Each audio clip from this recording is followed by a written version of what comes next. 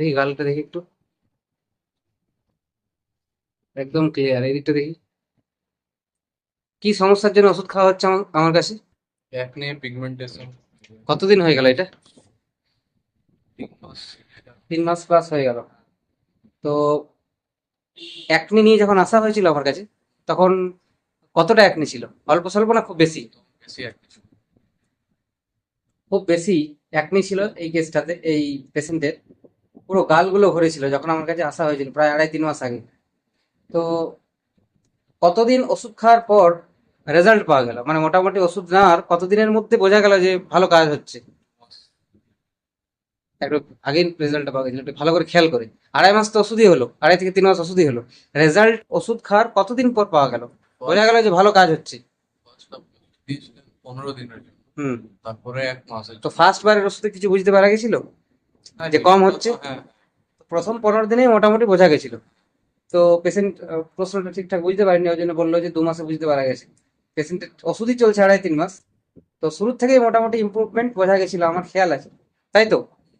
তো এই ধরনের অ্যাকনি বা যে কোনো skin affection, it may be acne, pimples, or any type of skin trouble. If you have been suffering from this type of skin troubles, definitely you need to go to a homeopathic physician, and definitely who are prescribing single medicine at a time. To all of those physicians, you can go. This type of acne and this type of skin affections heals very quickly by the help of homeopathic medicines. So definitely এই ধরনের কেসগুলোতে homeopathic treatment নেবেন। Homeopathic খুব ভালো ভালো ওষুধ রয়েছে এই ধরনের কেসগুলো কিওর করার জন্য। এটা একটা তার জ্বলন্ত উদাহরণ, বার্নিং এক্সাম্পল। এই যে কেসটা, পুরো মুখ ভরেছিল যখন এসেছিল, পুজ হয়েছিল না, একদম পুজ পুজ হয়েছিল, ফুলেছিল, একদম বড় বড় হয়েছিল।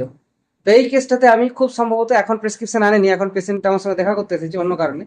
তো এই পেশেন্টটাকে আমি শুরু থেকে খুব সম্ভবত সাইলেসিয়া দিয়েছিলাম। সাইলেসিয়া দিয়েছিলাম আমি, এটা কনফার্ম। তবে কখনো কোনো ইন্টারকারেন্ট ওষুধ দিয়েছি কিনা খেয়াল পড়েছে না। তবে মোস্টলি সাইলেসিয়াই চলেছে এলএম পোটেন্সিতে, এবং সাইলেসিয়ার রেজাল্ট এটা। ডেফিনেটলি আমি আন্দাজে সাইলেসিয়া দিইনি পেশেন্টকে, সাইলেসিয়া সিমটম ছিল, সাইলেসিয়ার কনস্টিটিউশন আমি পেয়েছিলাম কেস্টিং করে, যার জন্য আমি সাইলেসিয়া দিয়েছিলাম, এবং সাইলেসিয়াতে এই রেজাল্টটা পাওয়া গেছে। তো অ্যাকনিতে স্পেশালি টিনেজার যারা, অ্যাকনি কাদের বেশি হয় এক্ষেত্রে আমি একটু বলে দিই। অ্যাকনি মোটামুটি 13-14 বছর বয়স থেকে 25-26 বছর বয়স পর্যন্ত, এই বয়সে অ্যাকনি বেশি হয়। তা বলে এই নয় যে যারা 30 বছর বয়স বা যাদের 35, 40, 45 বছর বয়স এদের অ্যাকনি হতে পারে না, এমন কিন্তু নয়। অ্যাকনি যে কারো হতে পারে। তবে মোস্টলি 14-15 বছর বয়স থেকে 25-26 বছর বয়স পর্যন্ত অ্যাকনি বেশি হয়ে থাকে। এবং মোস্টলি মুখ, কপাল, বুক, বুকের উপরের দিকটা, পিঠের উপরের দিকটা, এই সমস্ত জায়গাগুলোতে অ্যাকনি বেশি হয়ে থাকে।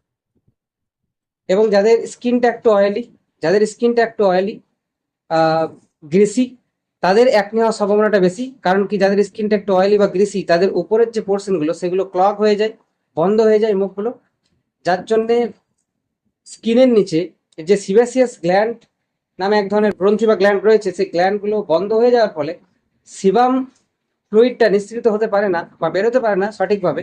ওই জন্যে এই অ্যাকনিগুলো ফর্ম হয়, বাম্পস হয়ে যায় এবং অ্যাকনি ফর্ম হয়। মোটামুটি এটা হচ্ছে অ্যাকনির হওয়ার কারণ, বা অ্যাকনি এইভাবে হয়ে থাকে। তো যাদের অ্যাকনি হচ্ছে তাদেরকে এই অ্যাডভাইসটা দিতে হবে ওষুধের সাথে সাথে, যে সারাদিনে 2 থেকে 3 বার ভালো সফট সাবান দিয়ে বা কোনো ফেস ওয়াশ, রেপুটেড ফেস ওয়াশ দিয়ে মুখটা 2 থেকে 3 বার ধুতে হবে।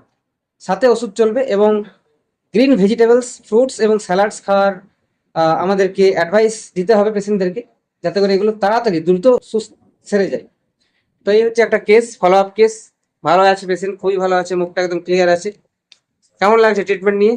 ভালো লাগছে। কোনো অসুবিধা এখন? সেরকম কিছু অসুবিধা নেই।